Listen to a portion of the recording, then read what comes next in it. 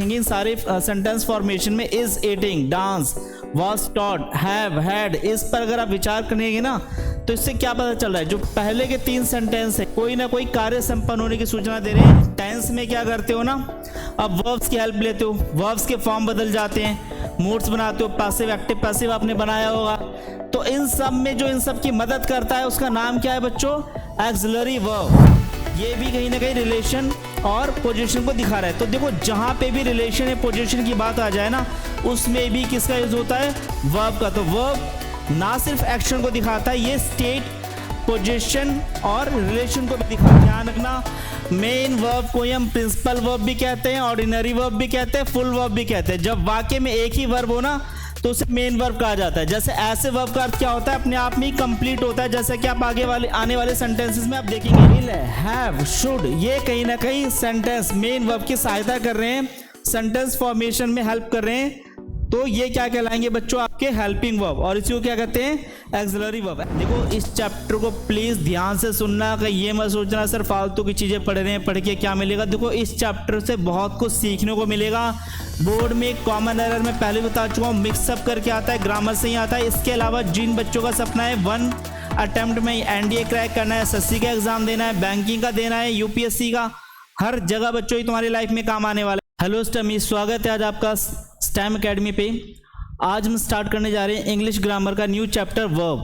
देखो वर्ब जो है ना बहुत ही इंपॉर्टेंट चैप्टर है, class 9th, class 10th, SSC, banking, NDA, for each and every type of government job exam.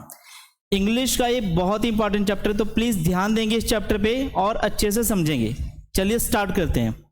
Verb में आप कुछ एग्जाम्पल से स्टार्ट करते हैं। यहाँ पे एग्जाम्पल देखिए, Ram is eating, I have a car, children dance, Radha had 4 frocks, she was taught, Sandeep is hale and hearty, स्वस्थ।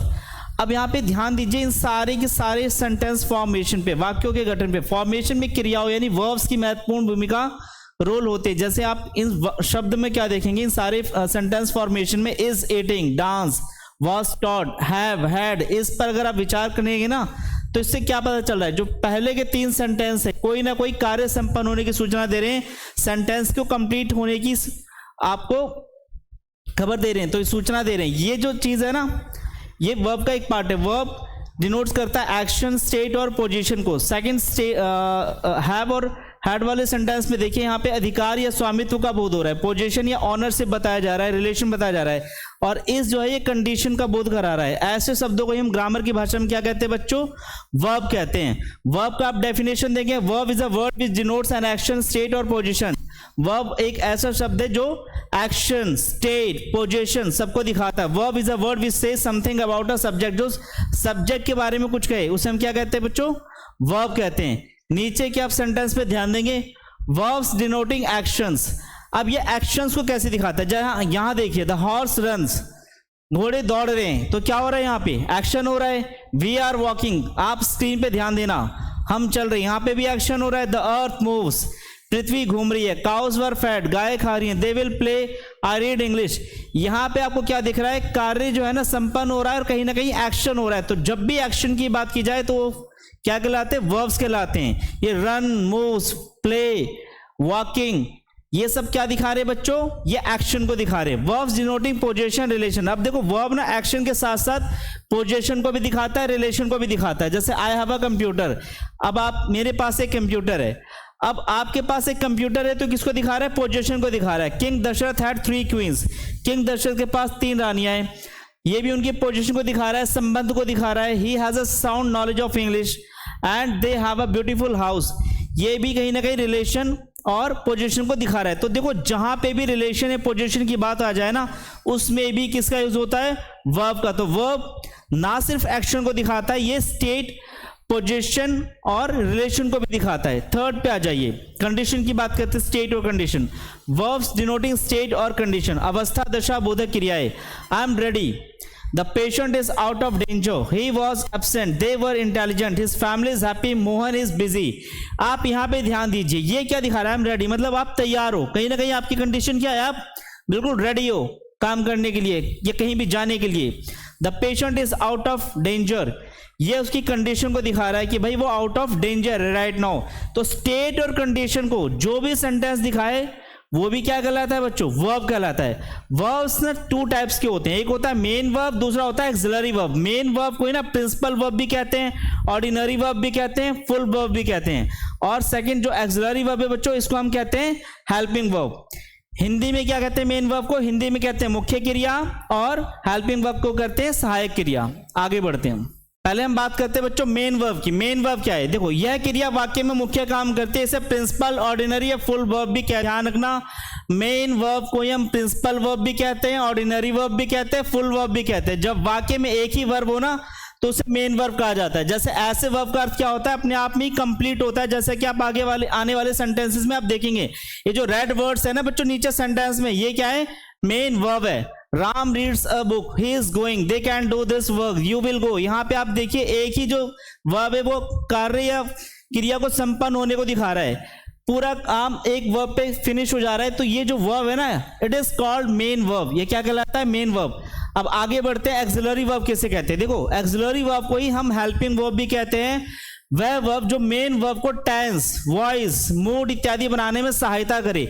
कई बार आप देखो टेंस में क्या करते हो ना, अब वर्ब्स की हेल्प लेते हो, वर्ब्स के फॉर्म बदल जाते हैं, मूड्स बनाते हो, पैसिव एक्टिव पैसिव आपने बनाया होगा। तो इन सब में जो इन सब की मदद करता है उसका नाम क्या है बच्चों, एक्सिलरी वर्ब। तो एक्सिलरी वर्ब वही कहलाता है जो मेन वर्ब की हेल्प करे सेंटेंस को बनाने में। The verb which are used together with the main verbs to help them in the formation of tenses, voices, moods, etc. are called auxiliary और helping verb। आप प्लीज स्क्रीन पे ध्यान देना, मैंने क्या पढ़ा, जो वर्ब मेन वर्ब के साथ आके फॉर्मेशन ऑफ टेंसेस करे, फॉर्मेशन ऑफ वॉइस करे, फॉर्मेशन ऑफ मूड्स करे, उसे ही हम क्या कहते हैं, एक्सिलरी या हेल्पिंग वर्ब कहते हैं। अब निम्नलिखित वाक्यों में रेड वर्ड्स एक्सिलरी वर्ब है, जरा ध्यान देना। Ram is reading a book, they have eaten, he will do this work, you should help me। अब एक्सिलरी देखो जो इज है, विल है, हैव, शुड, ये कहीं ना कहीं सेंटेंस मेन वर्ब की सहायता कर रहे हैं, सेंटेंस फॉर्मेशन में हेल्प कर रहे हैं। तो ये क्या कहलाएंगे बच्चों, आपके हेल्पिंग वर्ब, और इसको क्या कहते हैं, एक्सिलरी वर्ब। एक्सिलरी वर्ब की जो संख्या है ना टोटल 24 है। यहां ध्यान देना कौन कौन से auxiliary verb, am, is, are, was, were, do, does, did, have, has, had, out, should, must, can, could, may, might, shall, will, would, need, dare and used to, that is called auxiliary verb। देखो इन 24 axillary verb में से ना कुछ verbs ऐसे जिनका प्रयोग main verb तथा axillary verb दोनों ही रूप में हो सकता है। ये नीचे हम सेंटेंस में देखेंगे। आप निम्नलिखित वाक्यों पे गौर करने से ना आपको पढ़ने पे स्पष्ट हो जाएगा कि कुछ एक्सिलरी वर्ब है, कुछ मेन वर्ब के रूप में प्रयुक्त होते हैं। जैसे फॉर एग्जांपल देखो, ही इज अ टीचर, तो ही क्या है बच्चों, प्रोनाउन है, टीचर नाउन है, ए आर्टिकल है, इज इकलौता एक वर्ड बचा है और इकलौता वर्ब है, तो ये मेन वर्ब कहलाएगा। तो जब भी सेंटेंस में आपको एक वर्ब दिखे ना तो वो मेन वर्ब कहलाता है। He is eating. अब जरा यहां पे ध्यान देना, जो मैंने आपको बताया था एक्सिलरी वर्ब क्या होता है, हेल्पिंग वर्ब क्या होता है, जो मेन वर्ब की हेल्प करे।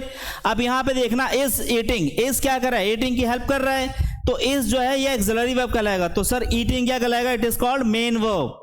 रेखा हैज अ कार, हैज देखो यहां पे रेखा क्या है बच्चों, रेखा एक नाउन है, कार क्या है, कार भी एक नाउन है, ए क्या है, आर्टिकल है, हैज एक सिंगल वर्ब बच गया, तो सिंगल वर्ब बचेगा सेंटेंस में, अगर एक ही वर्ब है तो मेन वर्ब कहलाएगा।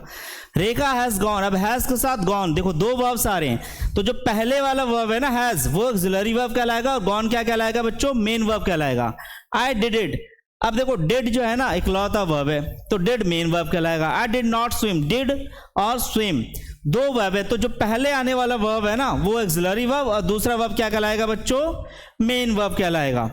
अब आगे ध्यान देना, जब सेंटेंस में एक ही सिंगल वर्ब हो तो main verb, principal verb, ordinary verb या फुल वर्ब होता है। अब क्योंकि सर ये सारी चीजें क्या है, देखो मेन वर्ब के ना और भी नेम है, गवर्नमेंट जॉब के एग्जाम में खास तौर से आपको ऐसे ही परेशान किया जाएगा, इन सब के नेम बदल के दे दिए जाएंगे और आप परेशान हो जाओगे। तो प्लीज ध्यान से सुनना, मेन वर्ब को क्या क्या कहते हैं, मैं पहले भी बता चुका हूं, दोबारा ध्यान देंगे। मेन वर्ब को ही हम प्रिंसिपल वर्ब कहते हैं, मेन वर्ब को ही हम ऑर्डिनरी वर्ब कहते हैं, मेन वर्ब को ही हम फुल वर्ब भी कहते हैं। ठीक है। और सेंटेंस में जब एक सिंगल वर्ब हो तो वही क्या कहलाता है, प्रिंसिपल वर्ब कहलाता है। वही क्या कहलाता है, ऑर्डिनरी वर्ब कहलाता है। वही क्या कहलाता है, फुल वर्ब। उसी को हम क्या कहते हैं, मेन वर्ब। यानी मेन वर्ब अगर सिंगल वर्ब हो, for example he has an elephant, अब हैज क्या है, सिंगल वर्ब है, तो ये क्या कहलाएगा, main verb. We are students, तो आर क्या है बच्चों, मेन वर्ब, क्योंकि ये भी सिंगल है। सेकंड पे ध्यान देंगे, जब किसी सेंटेंस में दो या दो से अधिक, टू और मोर देन टू वर्ब्स एक ही साथ आए हो तो अंत में आने वाला वर्ब मेन वर्ब होता है तथा अन्य वर्ब्स एक्सिलरी या हेल्पिंग वर्ब होते हैं। जैसे राम हैज बीन प्लेइंग, तो बच्चों देखो राम हैज बीन पहले आया है, प्लेइंग लास्ट में आया है, तो हैज एक्सिलरी वर्ब होगा, बीन एक्सिलरी वर्ब होगा, प्लेइंग क्या होगा, मेन वर्ब। इसी तरह से I have been an engineer, have क्या है बच्चों, एक्सिलरी वर्ब है, और जो बीन लास्ट में आया है वो मेन वर्ब है। तो लास्ट में जो वर्ब आएगा वो आपका मेन वर्ब कहलाएगा, उससे पहले जितने भी वर्ब आए वो एक्सिलरी वर्ब कहलाएंगे। अब बात करते हैं बच्चों ऑब्जेक्ट टू द वर्ब, इस पे ध्यान देंगे।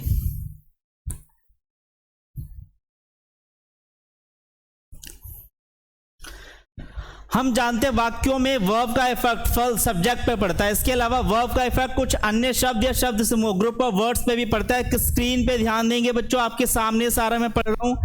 कर्ता के अलावा, कर्ता क्या है बच्चों, सब्जेक्ट है। क्रिया का जो फल है, क्रिया क्या है बच्चों, वर्ब है, ठीक है।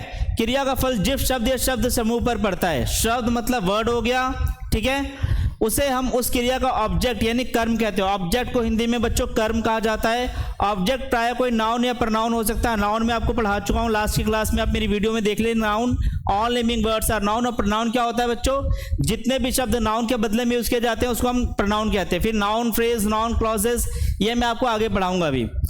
देखो यानी ऑब्जेक्ट प्राय कोई noun, pronoun, noun phrase, noun clauses होता है। और ऑब्जेक्ट का पता करने के लिए वर्ब के साथ किसका यूज करोगे, व्हाट और वर्ब का, क्या या किसको लगा के आप क्वेश्चन करोगे, और इस क्वेश्चन को करने पे जो आपको उत्तर मिलता है ना, वही उस वर्ब का ऑब्जेक्ट होता है। वो क्या कहलाता है, ऑब्जेक्ट। इसको हम नीचे एग्जांपल से समझेंगे।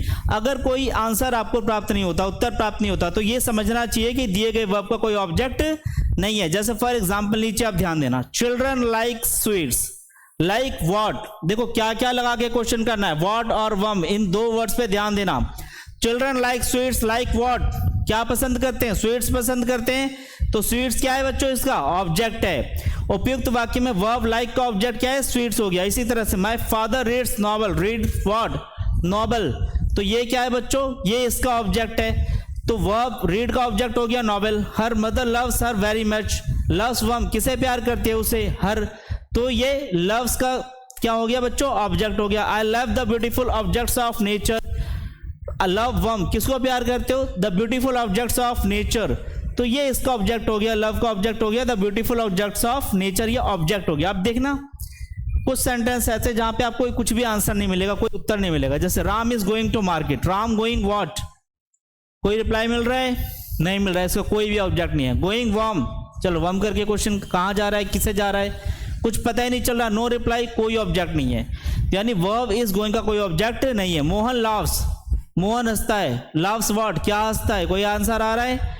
No reply. लव्स वर्ब, किसे हंसता है, कोई आंसर आ रहा है बच्चों, आंसर ही नहीं आ रहा। तो देखो वर्ब लव्स का कोई ऑब्जेक्ट नहीं है। जब तक आपको आंसर नहीं मिलेगा तब तक आप उसका ऑब्जेक्ट नहीं कह सकते। अगर आपको आंसर मिल रहा है तो दैट इज कॉल्ड ऑब्जेक्ट, अगर आंसर नहीं मिल रहा तो ये ऑब्जेक्ट नहीं है। आपने स्क्रीन पे ध्यान दिया होगा। चलिए आगे बढ़ते हैं, बात करते हैं। देखो वर्ब्स जो होता है ना बच्चों, ट्रांजिटिव और इनट्रांजिटिव में बांटा गया है। मेन वर्ब या प्रिंसिपल वर्ब को दो भागों में बांटा गया है, ध्यान देना। ट्रांजिटिव वर्ब को हिंदी में कहते हैं सकर्मक क्रिया, जो आपने पहले पढ़ा होगा, और इनट्रांजिटिव वर्ब को कहते हैं कर्मक क्रिया। ट्रांजिटिव वर्ब क्या होता है, that which requires an object. देखो ट्रांजिटिव वर्ब उस वर्ब को कहते हैं जिसमें एक ऑब्जेक्ट की रिक्वायरमेंट होती है, और इनट्रांजिटिव वर्ब अकर्मक क्रिया को कहते हैं that which requires no object, जिसको किसी भी ऑब्जेक्ट की रिक्वायरमेंट नहीं होती, उसको हम कहते हैं अकर्मक क्रिया, या फिर इंग्लिश में कहे तो इनट्रांजिटिव वर्ब। ट्रांजिटिव वर्ब क्या होता है, जिस वर्ब के बाद ऑब्जेक्ट का प्रयोग हुआ हो उस वर्ब को ट्रांजिटिव वर्ब कहते हैं। The verb used with N object is called a transitive verb, यानी वर्ब के बाद अगर ऑब्जेक्ट का यूज हो रहा है तो ट्रांजिटिव वर्ब, सकर्मक क्रिया। वर्ब के बाद अगर ऑब्जेक्ट का यूज नहीं हो रहा है तो वो क्या कहलाएगा बच्चों, ऑब्जेक्ट नहीं है, अभी मैंने पढ़ाया है, इनट्रांजिटिव वर्ब कहलाएगा। ऑब्जेक्ट आ रहा है तो ट्रांजिटिव, ऑब्जेक्ट नहीं है तो इनट्रांजिटिव। चलिए पहले ट्रांजिटिव की हम बात करते हैं। और the verb used with N object is called a transitive verb. जिस वर्ब में ऑब्जेक्ट का यूज किया जाता है उसको ट्रांजिटिव वर्ब कहते हैं। स्क्रीन पे ध्यान देना, मैं बार बार कह रहा हूं स्क्रीन पे ध्यान देना, आपके सामने ये सारी चीजें रनिंग में है, यहाँ पढ़ रहा हूं, आपको समझाता चलूंगा मैं। The verb which takes an object is transitive verb. जिस वर्ब में एक ऑब्जेक्ट आ जाए तो उसे ट्रांजिटिव वर्ब कहते हैं। और transitive verb is that which requires an object. और ट्रांजिटिव वर्ब उसी को कहते हैं जिसमें एक ऑब्जेक्ट की रिक्वायरमेंट होती है, यानी कहीं ना कहीं ऑब्जेक्ट उसमें होगा। Mohan place cricket. Mohan place what, क्या खेल रहा है, क्रिकेट खेल रहा है। व्हाट और वर्म लगा के क्वेश्चन करना था ना आपको ऑब्जेक्ट पैदा करने के लिए। He eats bread. Yeats what, क्या खा रहा है, ब्रेड खा रहा है। I like the season of winter. Like what, season of winter. तो देखो यहाँ पे आपको आंसर मिल रहा है, वर्म और व्हाट का आंसर मिल रहा है, तो यानी इसमें ऑब्जेक्ट है, तो ये क्या कहलाएगा, ट्रांजिटिव वर्ब। उपयुक्त वाक्यों में cricket, bread, the season of winter, me, my family तथा सॉन्ग्स ऑब्जेक्ट है। ऑब्जेक्ट को हिंदी में कर्म कहते हैं। अंततः इनके पहले प्रयोग में आए वर्ब्स क्रमशः plays, eats, like, knows, help तथा साइंस ट्रांजिटिव वर्ब में। ये आगे बढ़ते हैं, इन ट्रांजिटिव वर्ब की बात करते हैं बच्चों। जिस वर्ब के बाद ऑब्जेक्ट का प्रयोग नहीं हो उसे वर्ब को ना इनट्रांजिटिव वर्ब कहते हैं। The verb used without an object is called intransitive verb. The verb which takes no object is intransitive verb. यानी वर्ब के बाद ऑब्जेक्ट का यूज नहीं होना चाहिए, तभी वो इनट्रांजिटिव वर्ब कहलाएगा। An intransitive verb is that which does not require an object. Intransitive verb में कभी भी हमें ऑब्जेक्ट की रिक्वायरमेंट नहीं होती। देखो इस चैप्टर को प्लीज ध्यान से सुनना, कि ये मत सोचना सर फालतू की चीजें पढ़ रहे हैं, पढ़ के क्या मिलेगा। देखो इस चैप्टर से बहुत कुछ सीखने को मिलेगा। बोर्ड में कॉमन एरर में पहले बता चुका हूँ, मिक्सअप करके आता है, ग्रामर से ही आता है। इसके अलावा जिन बच्चों का सपना है 1 अटेम्प्ट में एनडीए क्रैक करना है, एसएससी का एग्जाम देना है, बैंकिंग का देना है, यूपीएससी का, हर जगह बच्चों ही तुम्हारी लाइफ में काम आने वाला है। इवन बच्चों का सपना है ना विदेश में पढ़ने जाना है, बैंड लेके आना है ना 9, ठीक है, जहां पे आपकी रीडिंग, ग्रामेटिकल स्किल्स, हर तरह का टेस्ट होता है, वहां पे भी ये काम आएगा चैप्टर। तो बिल्कुल प्लीज केयरफुल होकर सुनना, ऐसा नहीं कि लाइक बोरिंग तरीके से बैठे हुए हो, बिल्कुल ध्यान नहीं दे रहे। तो प्लीज ध्यान से सुनना जो मैं आपको पढ़ा रहा हूं। इस चैप्टर को जरा ध्यान से देखना। Ram goes to market, Mohan laughs, she sleeps, I get up early in the morning, he rides slowly, we play। देखो यहाँ पे कोई भी ऑब्जेक्ट नहीं है। Ram goes to market, goes what, Ram what या गोज वॉट, कहाँ जा रहा है, सॉरी क्या जा रहा है कुछ पता नहीं है, किसको जा रहा है कुछ पता नहीं है, कोई ऑब्जेक्ट यानी आंसर नहीं मिल रहा। सी स्लीप्स, यहाँ पे ना आपको आंसर नहीं मिलने वाला। तो इन सब में क्या देखोगे, अंत में प्रयोग में आए verb, goes, sleep, laughs, get up, rights, play, ये सब क्या है, इनट्रांजिटिव वर्ब है। ध्यान देना, कोई वर्ब ट्रांजिटिव या इनट्रांजिटिव, इसका निश्चय करने में वर्ब्स के प्रयोग पर ध्यान केंद्रित करना चाहिए। कुछ ही वर्ब्स है जिनके बाद ऑब्जेक्ट किसी भी स्थिति में नहीं आते और वे हमेशा इनट्रांजिटिव वर्ब के रूप में प्रयोग होते हैं, जैसे कि go, come, sleep, walk, move, fly, die, speech, sneeze इत्यादि।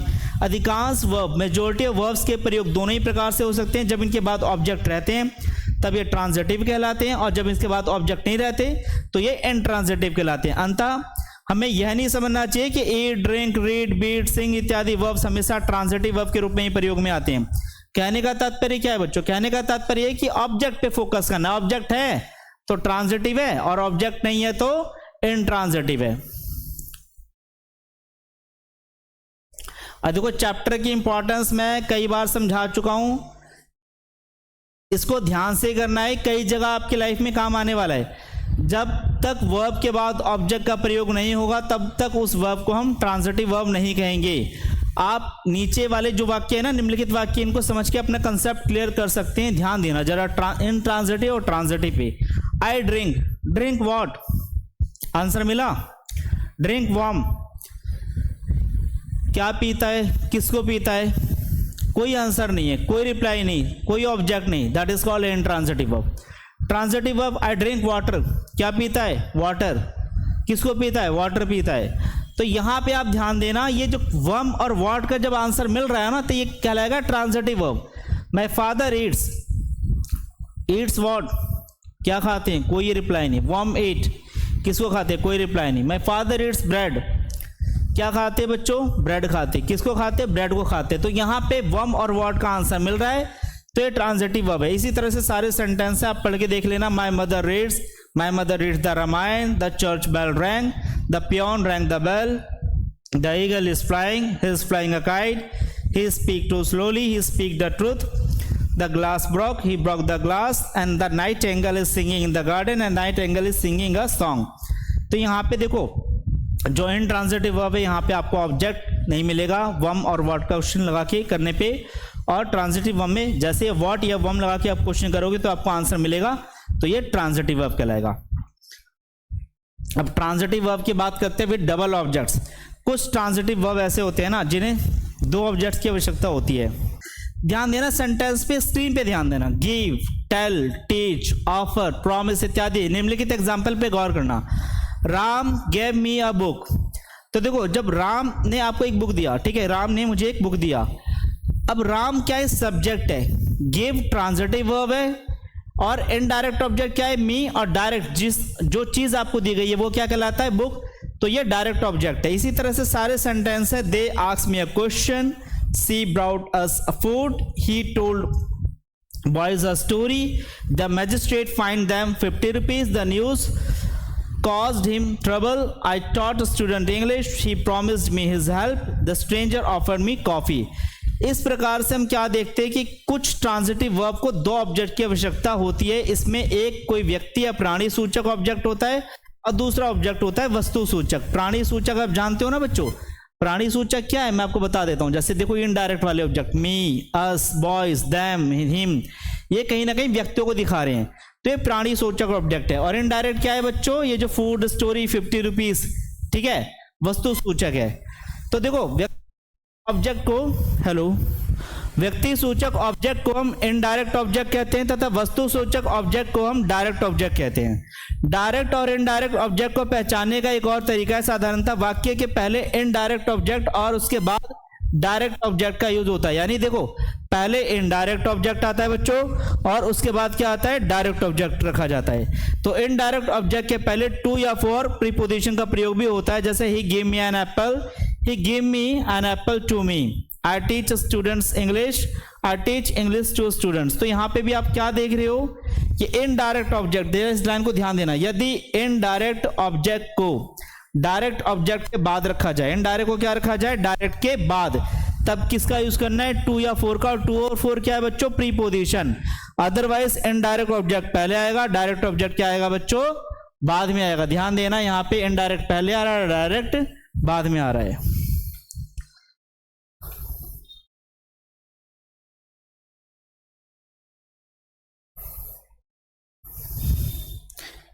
यहीं पे देखिए आपका ये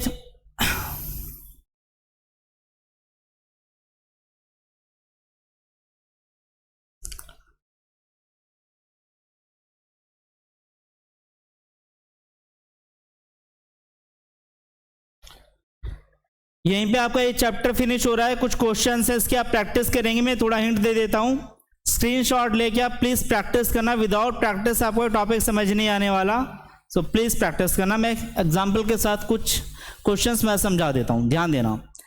आई एम अ टीचर। बच्चों यहाँ पे देखिए, आई क्या है? प्रनाउन है।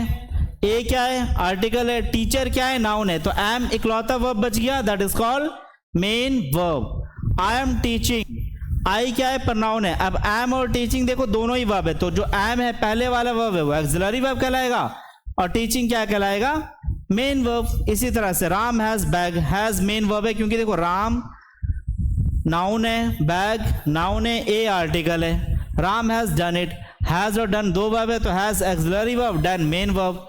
Ram has been an engineer, तो हैज क्या है बच्चों? ऑक्सिलरी और बीन मेन वर्ब है। वी हैव नो मनी, तो हैव क्या है बच्चों? मेन वर्ब है क्योंकि इस सेंटेंस में इकलौता वर्ब है। तो ये सारे प्रैक्टिस एक्सरसाइज नंबर 1 आप खुद करोगे। इसी तरह से एक्सरसाइज नंबर 2 को भी देख लो। Pick out the objects to the verbs in the sentence given below. Mohan is playing football. Mohan is, अब देखो इसमें ना पिक आउट क्या करना है बच्चों? आपको वर्ब को पिक आउट करना है। Pick out the objects to the verbs. इस वर्ब के ना ऑब्जेक्ट्स को पिक आउट करना है। तो ऑब्जेक्ट का पता लगाने के लिए व्हाट या वर्ब लगा के क्वेश्चन करते थे, तो व्हाट या वर्ब लगा के क्वेश्चन करने पे जो आपको आंसर मिल रहा है वो उसका ऑब्जेक्ट है। जैसे मोहन प्लेइंग व्हाट, क्या खेलता है? फुटबॉल। किसको खेलता है? ठीक है, या तो व्हाट से आंसर मिलेगा या वर्ब से आंसर मिलेगा। आंसर मिल जाए वो इसका क्या कहलाएगा बच्चों, ऑब्जेक्ट कहलाएगा। तो ऑब्जेक्ट भी आप पता कर लोगे, मैं आपको पढ़ा चुका हूं। इस एक्सरसाइज का भी स्क्रीनशॉट ले लेना और आपको प्रैक्टिस करके आना है। प्रैक्टिस से ही आप परफेक्शन की तरफ जाओगे, तो प्लीज प्रैक्टिस जरूर करना। देखो कुछ क्वेश्चंस और दिए गए, इसका भी स्क्रीनशॉट लेना है। इसमें भी आपको ऑब्जेक्ट पता करना है, फिर आपको ट्रांजिटिव वर्ब और इंट्रांजिटिव वर्ब बताना है। ट्रांजिटिव वर्ब पता है ना बच्चों आपको, कि आपको क्या मिलना चाहिए, ऑब्जेक्ट मिलना चाहिए। ऑब्जेक्ट है तो ट्रांजिटिव वर्ब है, और ऑब्जेक्ट नहीं है तो इंट्रांजिटिव वर्ब है। इसका भी आप स्क्रीनशॉट ले लो और ये भी कंप्लीट करके आना है। देखो जितने ज्यादा मेहनत करोगे ना, उतना ज्यादा आपकी परफेक्शन करते चले जाओगे। वर्ब के चैप्टर में परफेक्शन चाहिए तो प्लीज मेहनत करना। रीड अ न्यूज़पेपर डेली, इसमें देखना है ट्रांजिटिव है या इंट्रांजिटिव है। सबसे पहले आपको ऑब्जेक्ट का पता करना होगा। ऑब्जेक्ट पता करने के लिए मैं आपको बता चुका हूं, व्हाट या वम लगा के क्वेश्चन करना है। सभी क्वेश्चन के प्रैक्टिस करेंगे, स्क्रीनशॉट सब ले लेना, इसके प्रैक्टिस करके रखना। अगर आपको लगता है कि आपसे नहीं हो पा रहा तो प्लीज कमेंट सेक्शन में कमेंट करना, सभी क्वेश्चंस को मैं करा दूंगा, ठीक है। चलिए इस चैप्टर को फिनिश करते हैं यहीं पे। ये चैप्टर आपका कंप्लीट हो गया है, वर्ब